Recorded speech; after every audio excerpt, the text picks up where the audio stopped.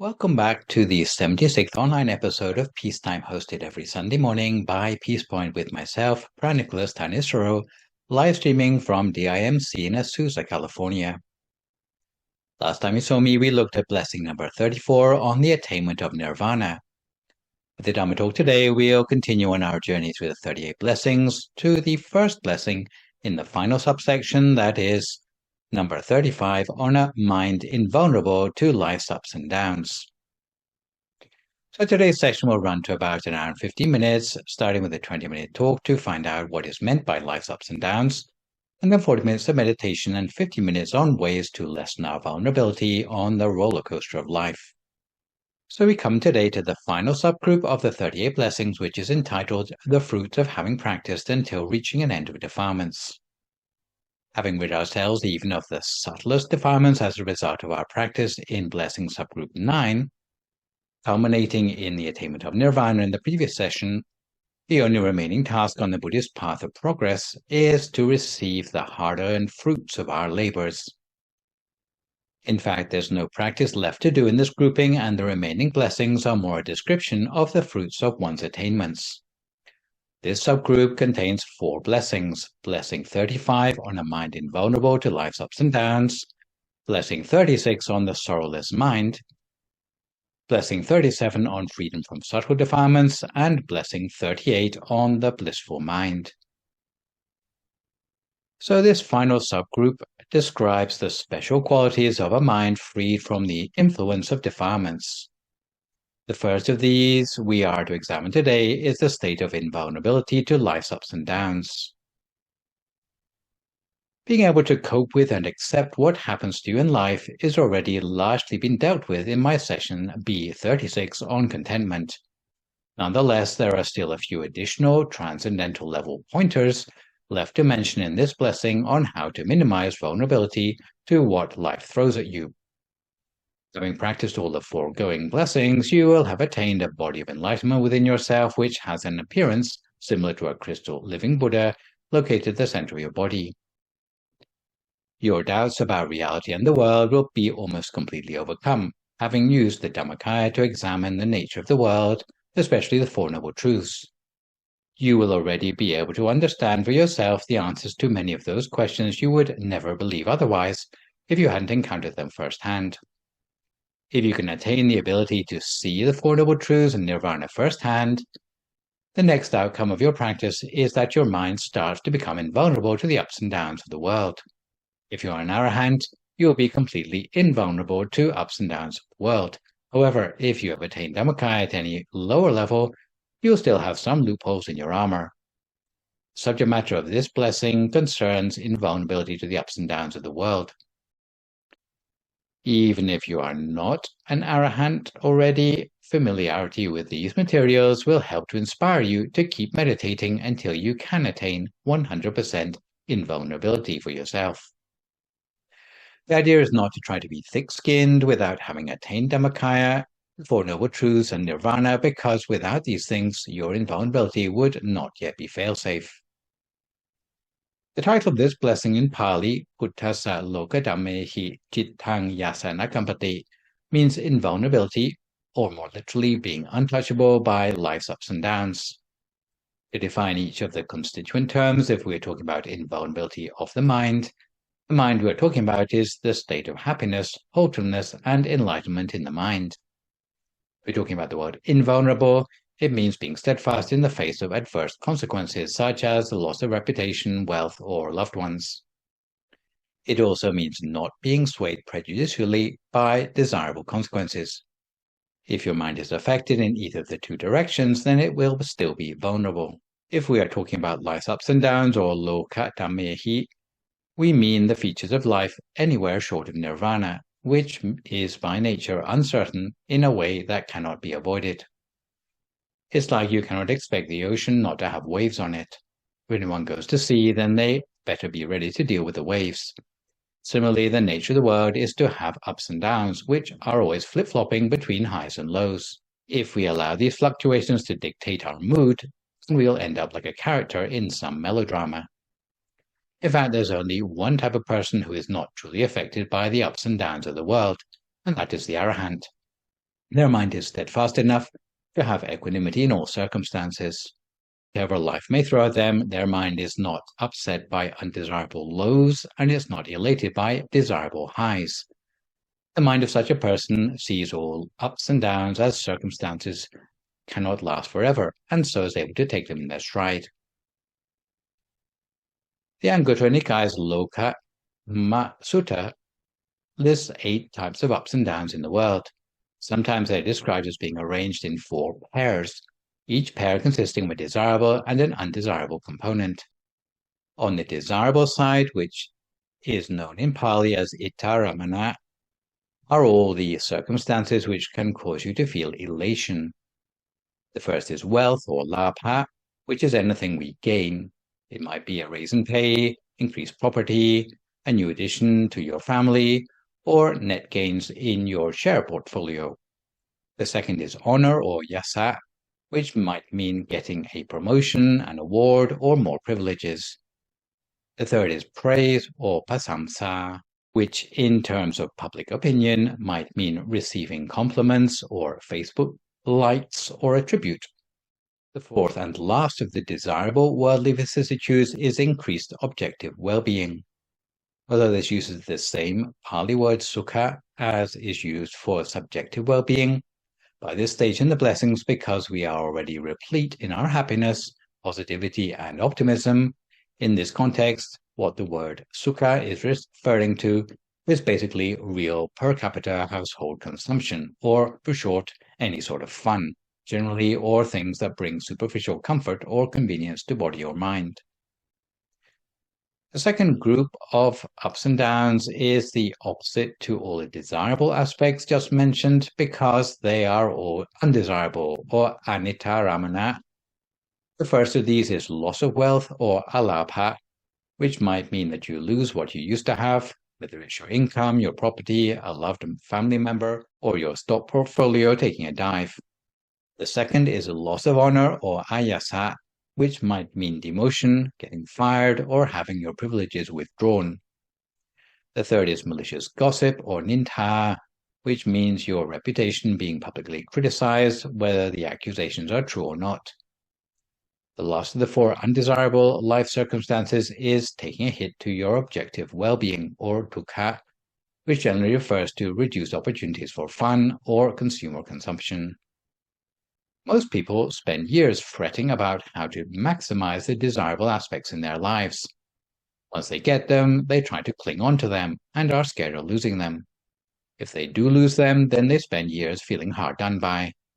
Ordinary people cannot escape the feelings of elation or disappointment from what life throws at them. Those with a transcendental attainment, though, when they come across the same life circumstances, experience no disturbance to their mind. Or insults are like water off a duck's back, or they have a Teflon mind, to use a more modern metaphor. It's as if they have a safe bunker inside the depths of their mind where suffering can no longer reach. The usual temptations used to sweeten the deal are meaningless to the arahant who is already in touch with the superior happiness of nirvana. It's like a millionaire with assets of $100 million being offered $5 off, or a person used to gourmet food being offered a junk food snack. They will feel indifferent. An arahant is like a millionaire of happiness. If you offer them the chance at a little bit of fun, it is unlikely to interest them. They will be indifferent to public opinion because they already know the reality of the situation. Praise or gossip is nothing more to them than the sound of a dog barking. They would not be ungrateful for a new robe, some nice food, or new accommodation, but the enjoyment of these things would pale in comparison to the happiness of their reaching an end of defilements. On the subject of how enlightened people deal with unpleasant worldly phenomenon, such as gossip or verbal insults, there's a scriptural story of a monk called Bhaddiya, who was a contemporary of the Buddha and was staying with him at Jātaka monastery. Because of his short and childlike stature, he was given the epithet Lakuṇḍaka, which means the dwarf. Lakuṇḍaka Bhaddiya was very good-natured.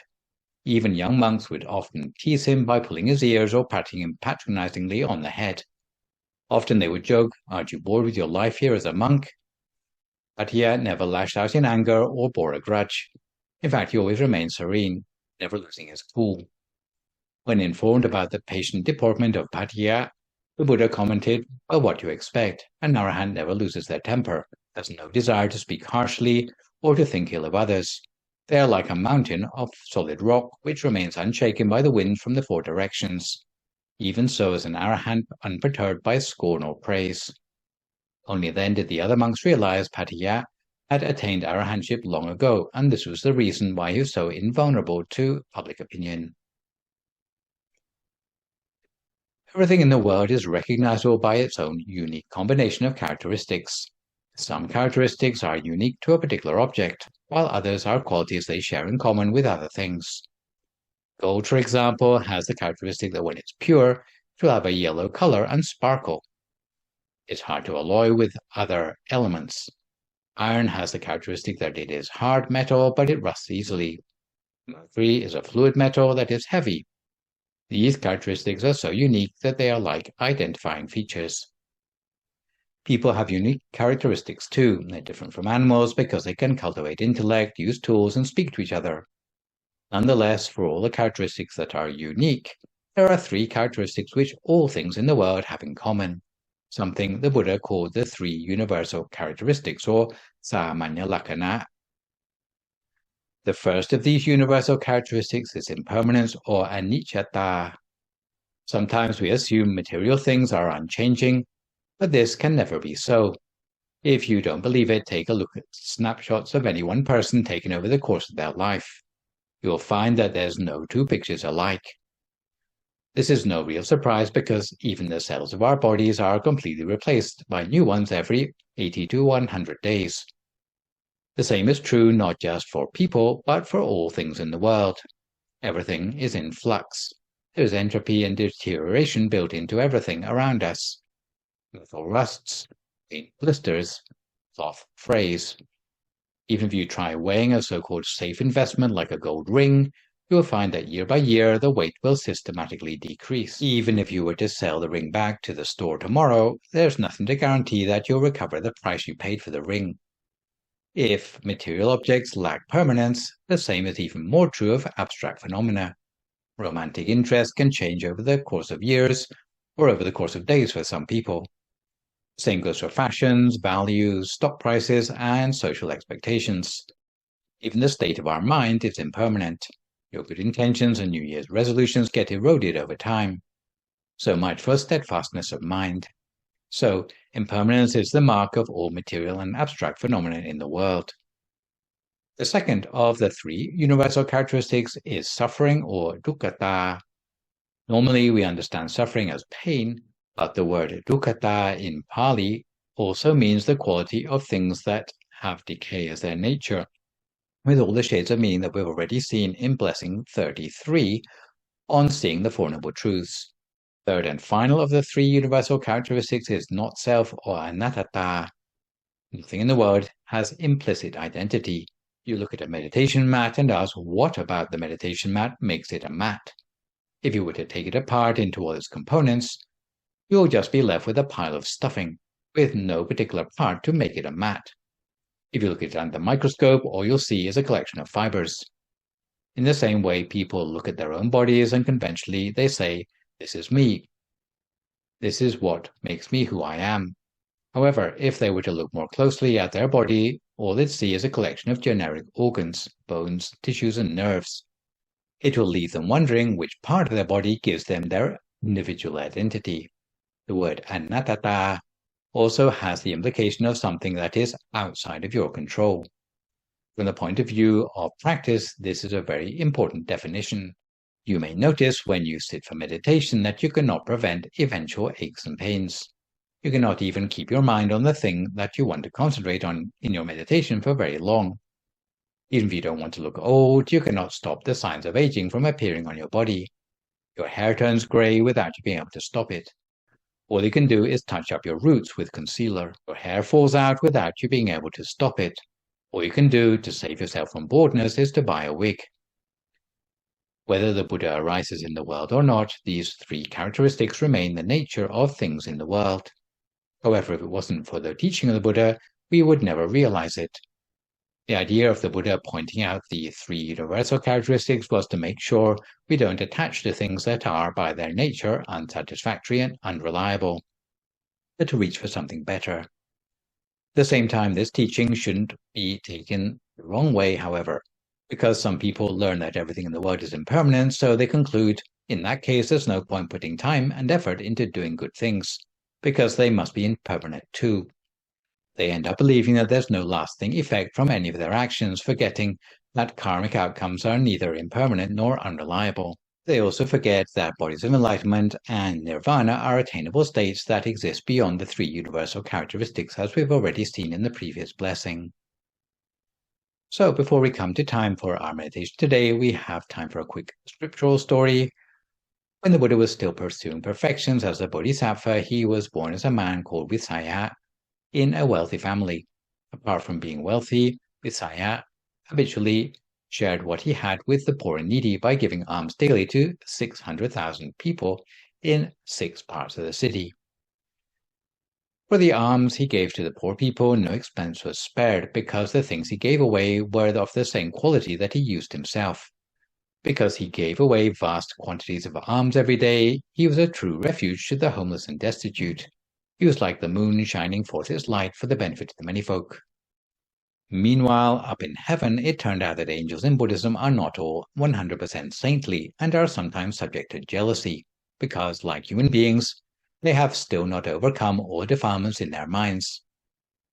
At that time, one example of an angel with mixed motivation happened to be the King of Heaven, a position which we refer to as Sakha. As may happen when human beings cultivate exceptionally good deeds in the world, Sakha experienced a warming of his marbled throne. This indicator was a result of Visayha's generosity and made Sakha misunderstand that Visayha's generosity was surely intended to outshine his own goodness. He feared losing his position as the top angel, so he decided to use his powers to reduce Visayha to poverty overnight, so that Visayha would no longer be able to give any more gifts to others. Sakha magicked away all of Visayha's wealth, leaving with nothing to give away.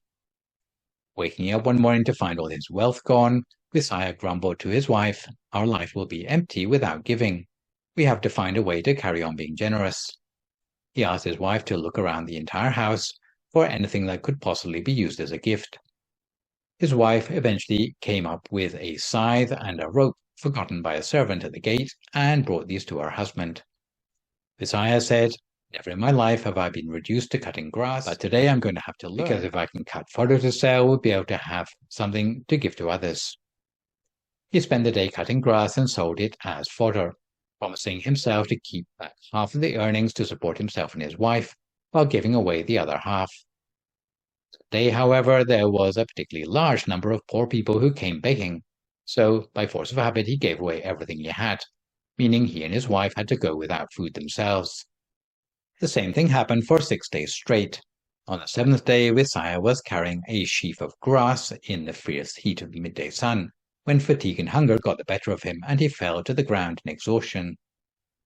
Sakha had been following Visayha around, and at this point made himself visible to Visayha, floating in the air before him, and calculated to give Visayha's generosity a final blow with the taunt, "Before you were wealthy, but now you've squandered your wealth on the poor, and see how that has worked out for you.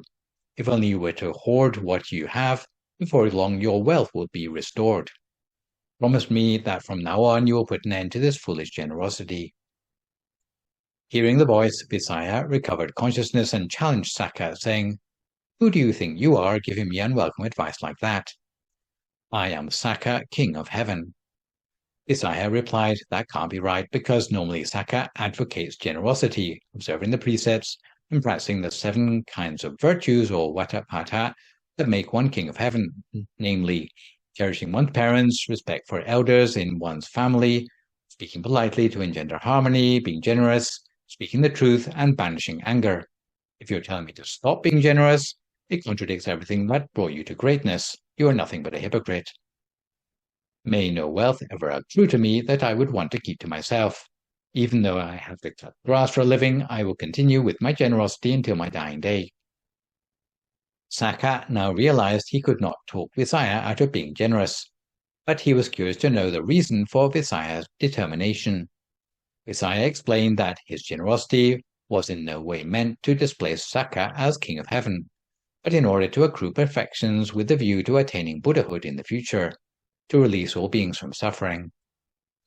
Hearing Visayha's answer, Saka could not help but admire him, and he patted Visayha's back, thereby replenishing Visayha with superhuman power. Saka restored all Visayha's wealth and more, so that from that day forth, there was always wealth in Visayha's house for endless giving for the remainder of his life. So now that we are a little more well-informed about what is meant by the ups and downs of the world, let's see if we can iron out some of those by settling ourselves down for 40 minutes of meditation, which today is a recent recording of a track entitled Peace Energy Paves the Way to Transcendental Progress. If at this time you would like to find a comfortable sitting position for yourself as you listen to my guidance.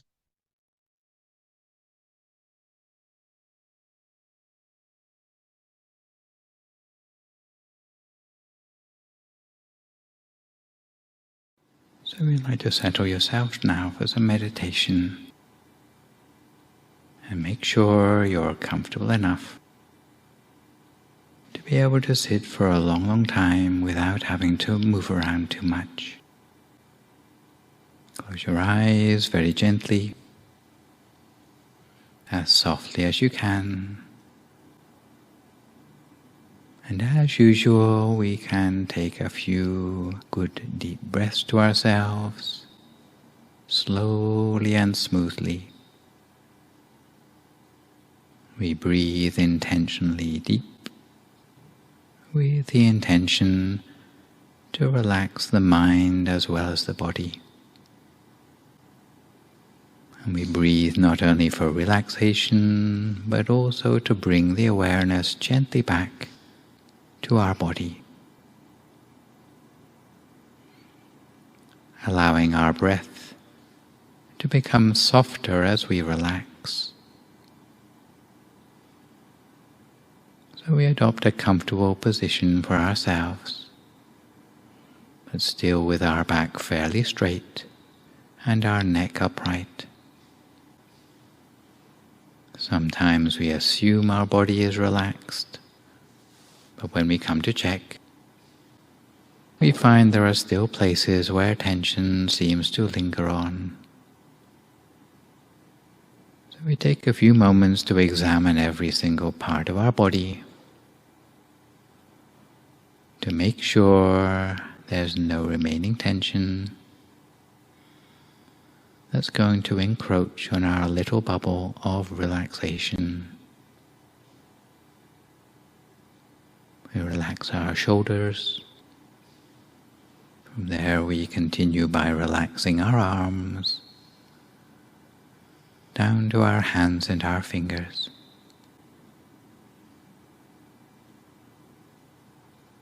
We relax our torso and legs, all the way down to our feet and our toes.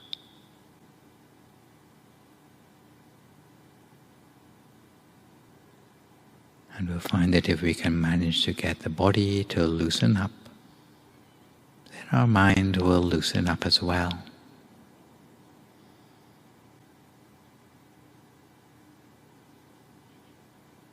But as we turn to the relaxation of the mind, we have to accept that there are many signs that we need meditation. And most of them are to do with calming the mind. It may be because you're anxious about the past, or because you worry about the future. You may feel guilty when you're not busy, or you may still be trying to multitask in spite of all the mistakes you're making. You might be worried about good experiences coming to an end, or you might simply want to live life more mindfully. But whatever your motivation is for practicing meditation, From here on in, we are going to let go of anything still on our mind, no matter how noble the intention. So we let go of absolutely everything we can, imagining our mind is slowing down, becoming softer, even if it is not yet quite still. And with the awareness within the body, putting aside any worries or concerns in the mind, while conjuring up a sense of happiness and joy to set the scene for the meditation ahead. And at this point we can imagine that inside our body is just an empty space. And within the space of the body, in our mind's eye, we might conjure up a picture of the sun shining. In order to come to our center, we just reach with our awareness, nuzzling and nestling up against the feeling inside the body center. So we allow our awareness to gravitate down towards the abdomen, not rushing, but just reaching with the awareness toward the center of the body, which is like a point of reference or an anchor for the mind, that from now on will help to prevent the mind from wandering as much. So the imagined sun at our center might be shining bright like a spotlight or a bright sphere, or it might be vaguer than that. At first the imaginary sun might be more of a feeling of bright light. We may feel the bright ball of light rather than seeing it. But whatever form the object takes, we stay with it, graciously accepting any form it may take. And in the meantime, our awareness continues to nuzzle and nestle up against the center of the sun.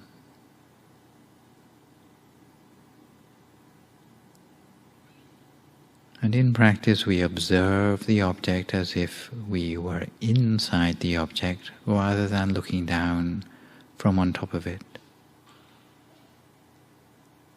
We accept it as it is, while bearing in mind the success factors that tell us how best to observe, sometimes known for short as the 4 C's: concentration and comfort in balance, consistency, and checking afterwards to confirm we are on the right track. We remain with this bright inner light that we have uncritically. For now we can suspend judgment, allowing the awareness to remain unperturbed at our center. The longer the mind has an unbroken connection with the center, the more we can connect with a profound state of peace. If our mind slips outside the bright center, then that sense of peace will diminish. But in the meantime, we keep bringing our awareness back whenever it is distracted, allowing the mind to merge closer and closer with that inner illumination. If the mind wanders, we check in again with where the mind is. Bringing it back again to the center or to the middle of the bright light if necessary. And in the meantime, we keep the mind neutral and free of questions or commentary. If any new experience arises, we notice it and no more. We just accept the experience as it is. We maintain an observant mind that just accepts what the experience is, without any need to find an explanation for everything.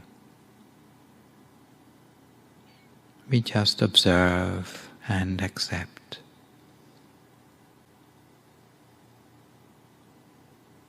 And if we have thoughts arising in the mind, we do our best to ignore them, or at least not to elaborate on them. Unless you're one of those people who has so many thoughts that it's impossible to avoid getting entangled in them, in which case you may need to make use of the traditional mantra, hearing the sound of the words Samma Arahang, Samma Arahang, Samma Arahang. Repeated over and over in the mind, so the actual source of the words is down there also at the center of the body, along with the inner object. Samma Arahang, Samma Arahang, Samma Arahang, lightly, gently, and continuously, and with a special lightness of touch, maintaining our inner object, whether it's something we see or something we feel, or is at the center of whatever is there. Even if it's darkness, we can be at the center of it. But the important thing is the lightness of touch. So in this way we continue to maintain our attention on track at the center of the body, each to our own practice for a few more moments now in silence, until we come to the appropriate time.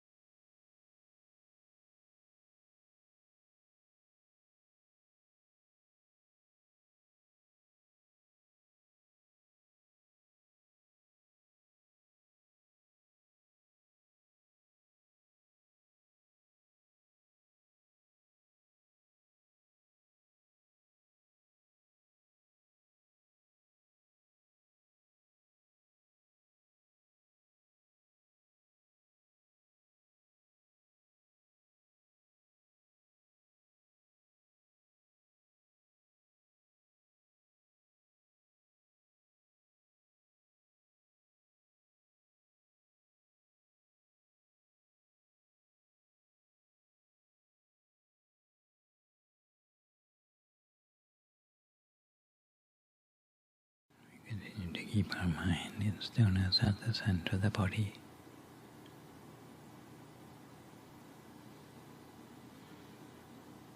And as our mind settles more and more,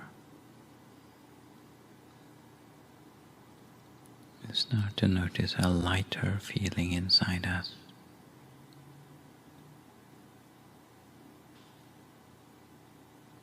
Feeling light is an indicator that a special sort of energy in the mind is continuing to accumulate more and more. And this peaceful energy, unlike solid matter, has no weight at all. And the more of such energy we can manage to accumulate in the mind, the more transparent and weightless our bodies will start to feel.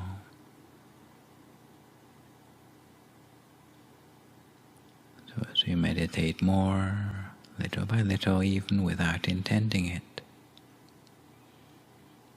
we begin to feel as if we're becoming lighter. As if that energy lightens up our being, leaving us with a sense of transparency that extends throughout our body,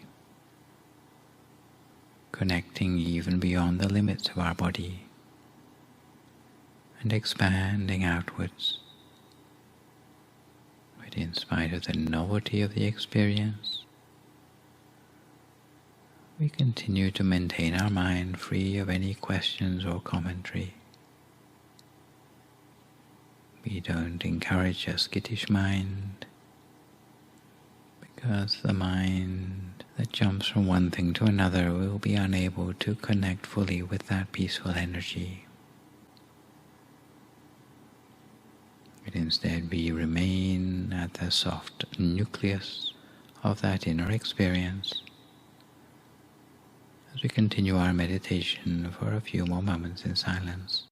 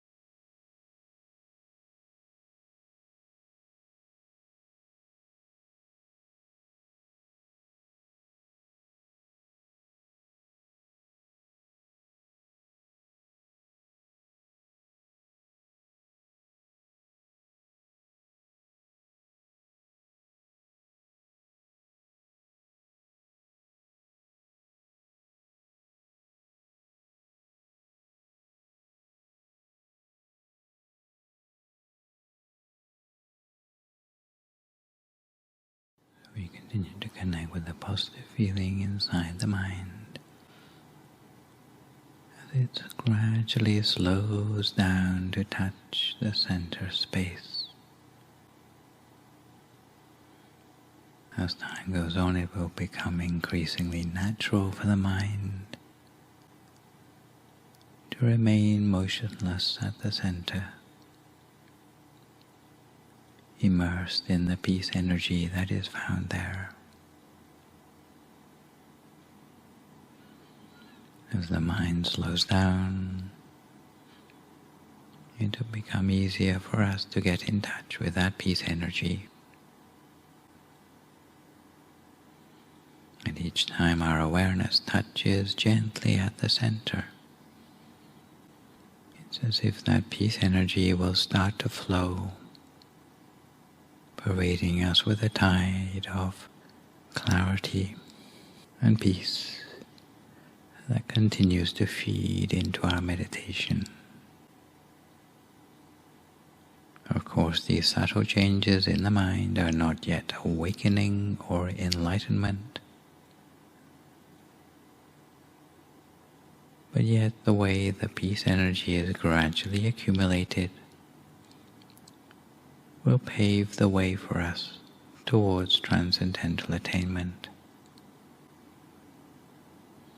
Without such energy, it's very hard for us to go any deeper or further in our meditation.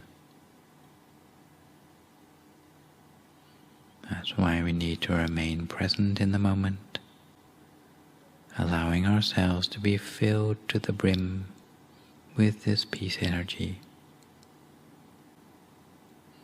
And in the meantime, we bide our time as the mind gradually fills up, a process that may require our patience. In the meantime, we rest the mind motionlessly in order to connect with that stream of inner energy. Of course, we know that this special energy in the mind has several transformative effects. The way it cleanses the mind of the impurities, the way it raises the quality of the mind, the way it attracts happiness, the way it stabilizes the mind while making the mind more flexible and radiant, the way it increases the potential of the mind, allowing us to take better decisions, the way it allows us to have more insightful analysis and helps our thinking to become more thorough and comprehensive. But for all of these benefits, we need to allow the peace energy to kick in first of all. If we try to get ahead of ourselves when we don't have enough of that peace energy, then we won't get too far. So we remain at the center for a moment, absorbing the peace energy with the mind at a standstill. Before long, that sense of lightness will gradually arise within us.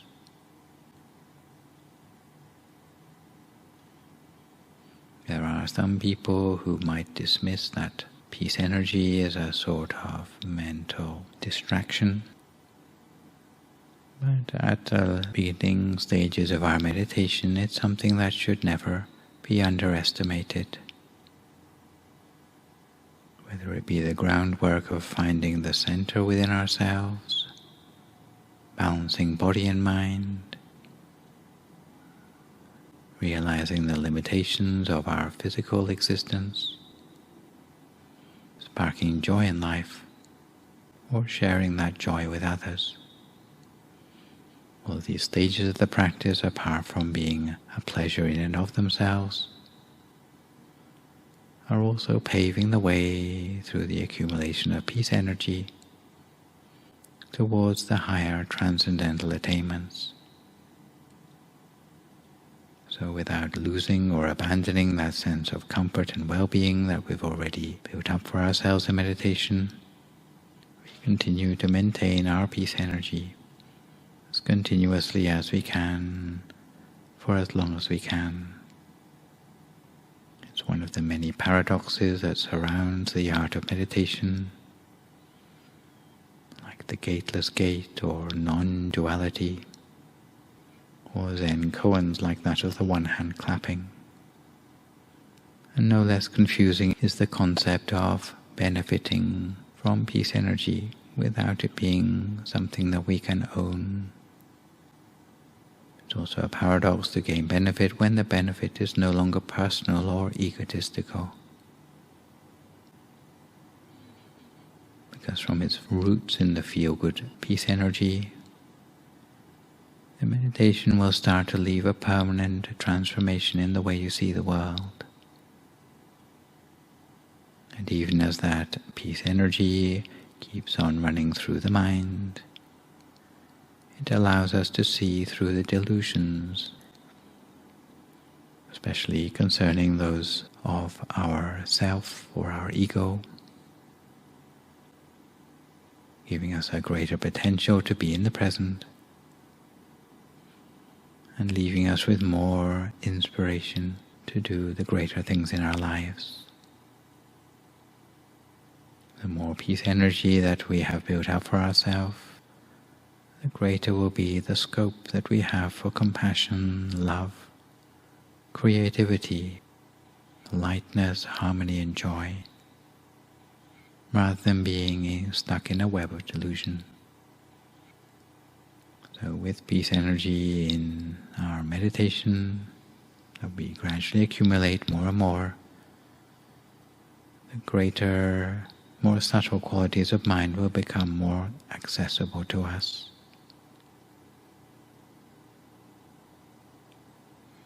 So fully realizing now how this peace energy can pave the way towards higher attainments in our meditation, continue to focus our mind lightly and gently in this way, just for a few more moments now in silence, until we come to the appropriate time.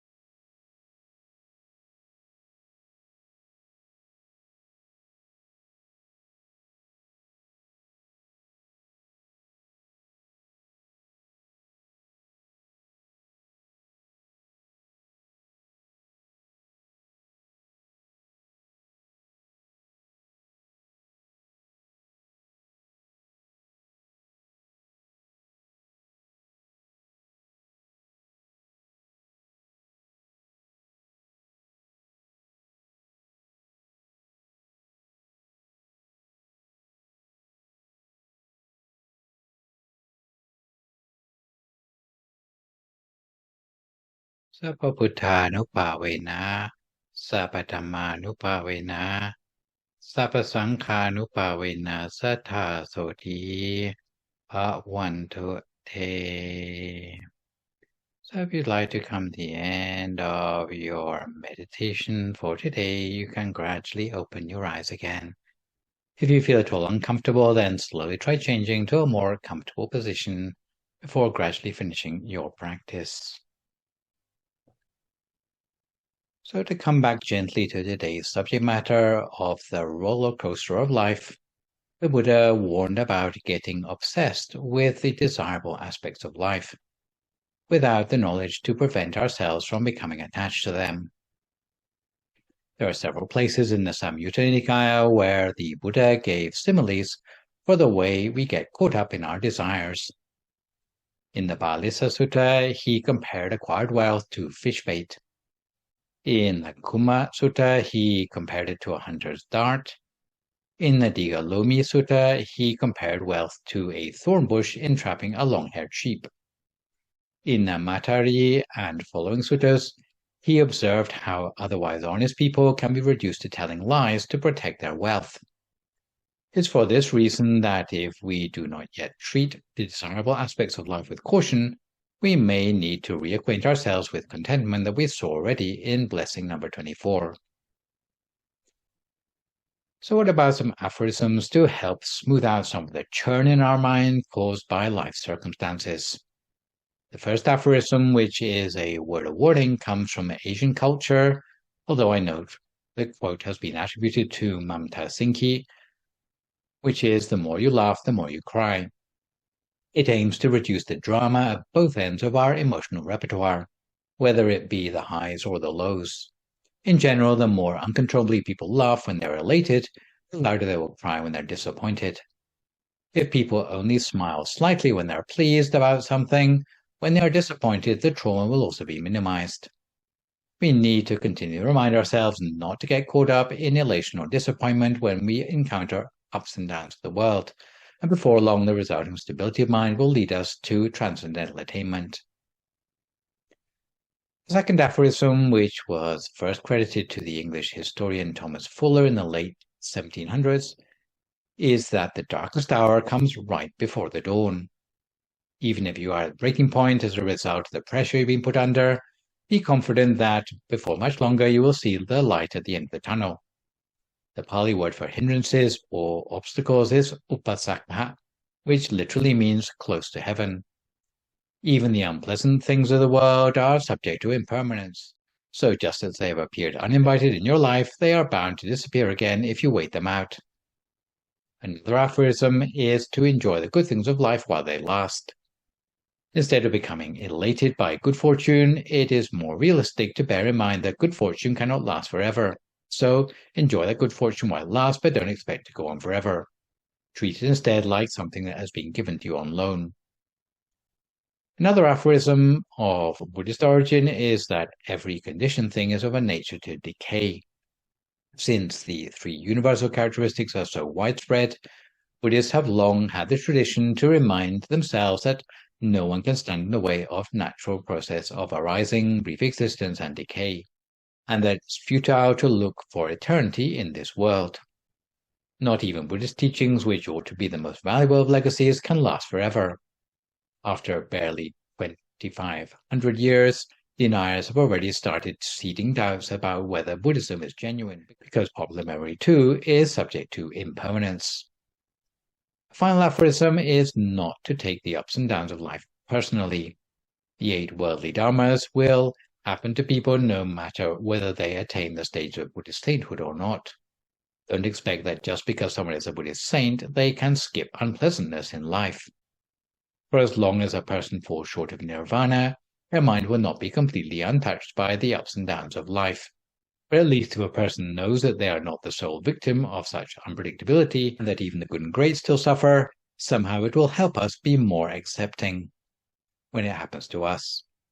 In this connection, even after his enlightenment, the Buddha had to deal with unpredictability in his food supply. And I'll finish today by telling you the scriptural account of his trials. So you remember the Buddha once discussed the Dharma with a certain Brahmin called Verañja. who we came across back in blessing number 30 or B042. The Brahmin was so impressed by his conversation that he invited the Buddha and the whole monastic community to stay in the province where he was governor for the duration of 3 months of the rainy season. Buddha accepted the invitation, but a short time later in that province, the harvest failed and there was a local famine. There was hardly enough food to go round. Verañja, as province governor, was so busy solving the problems of the starving people in the province that he completely forgot to look after the Buddha and the community of 500 monks who had followed him there. To alleviate the monks' suffering, the Venerable Moggallana offered his services to the Buddha, asking, "May I have your permission to fly away to another continent to look for alms there? Then I can bring back food to feed our hungry community." The Buddha replied, "There is no need for you to go to so much trouble." "Then shall I penetrate down deep into the earth to find the ambrosia that is buried there and bring it back to feed our community?" The Buddha admonished him, saying, "Don't do that, just show a little patience." Moggallana asked, "Why do we need to be patient?" The Buddha replied, "Even if you were to access ambrosia from under the ground and the word spread around, before long people would stop offering alms food to the monks in order to see which monks have got mental powers to access such ambrosia.